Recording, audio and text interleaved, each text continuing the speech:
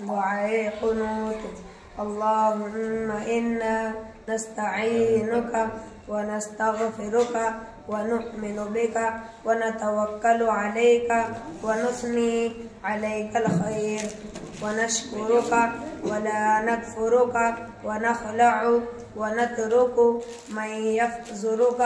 اللهم إياك نعبد ولك نصلي ونسجد وإليك نسعى ونحفد ونرجو رحمتك ونخشى عذابك إن عذابك بالكفار ملحق.